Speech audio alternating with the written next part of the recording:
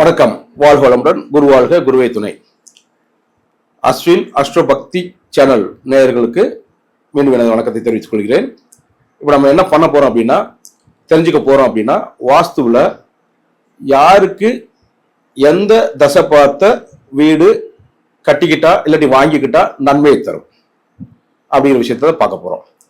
நீங்க மேசம் ரிஷபம் மிதனமாக இருந்தால் இந்த 3 லக்னம் இல்லாட்டி 3 ராசிக்காரங்க இவங்களுக்கு கிழக்கு பார்த்த வீடு, கிழக்கு பார்த்த மனை வாங்கினீங்கன்னா அது உங்களுக்கு நன்மை தரக்கூடிய மனையாக இருக்கும்.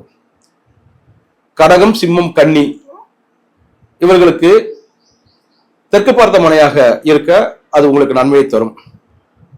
துலாம், விருச்சிகம், தனுசு ராசி இல்ல இந்த லக்னக்காரங்களுக்கு மேற்கு பார்த்த வாசல், மேற்கு பார்த்த மனை வாங்கினா உங்களுக்கு நன்மை தரும்.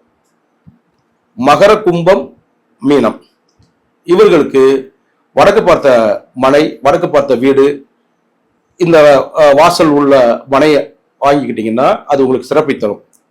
சரி, இது மட்டும்தானா அப்படின்னா, சில சமயம் ஜாதக ரீதியாக உங்க ஜாதகத்தில் நீங்க என்ன லக்னமா கூட இருந்துட்டு போங்க, உங்களுக்கு 4ஆம் இடம்னு ஒரு இடம் இருக்கு இல்லைங்களா, அந்த 4ஆம் இடம் எந்த திசையை குறிக்கிறதோ அந்த திசை பார்த்த வீடு, அந்த திசை பார்த்த மனை வாங்கினீங்கன்னா உங்களுக்கு சிறப்பை தரும்.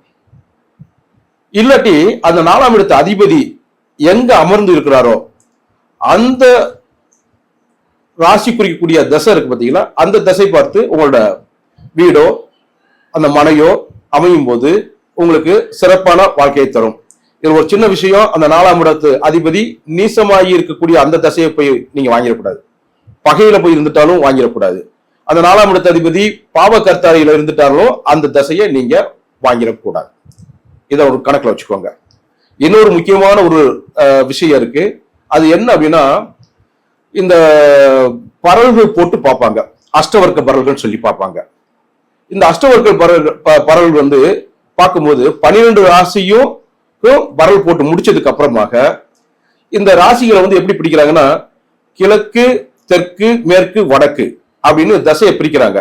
இது அந்த 3 தான் வரும். அதாவது மேசம், ரிஷபம், மிதுனம், கடகம் வந்து அந்த கிழக்கு, தெற்கு, மேற்கு, வடக்குன்னு வரும்.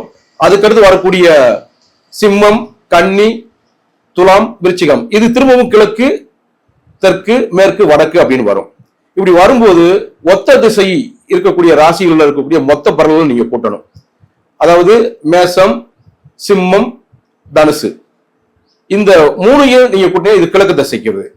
இப்படி பார்க்கும்போது இந்த 4 திசைகள்லயே அதிக பரல்கள் எதுல வாங்கியிருக்கோ அந்த திசை தான் உண்மையிலே உங்களுக்கு அதிர்ஷ்டம் தரக்கூடிய திசை. சோ நீங்க வீடு வாங்கணும் இல்ல மனை வாங்கணும் அப்படின்னா இந்த நான் சொன்ன ஒண்ணு லக்ன ரீதியாக பாருங்க, அப்படி இல்லாட்டி 4ஆம் இடத்து திசையை பாருங்க, இல்ல 4ஆம் இடத்து அதிபதி அமர்ந்த திசையை பாருங்க. அப்படியும் இல்லைன்னா இந்த அஷ்டவர்க்க பரல்கள் மூலமாக எந்த திசையில் அதிக பரல்கள் இருக்குதோ அதை பார்த்து நீங்க வாங்கினீங்கன்னா உங்க வாழ்க்கை சீரும் சிறப்புமாக இருக்கும் என்பதில் எல்லளவும் சந்தேகம் இல்லை.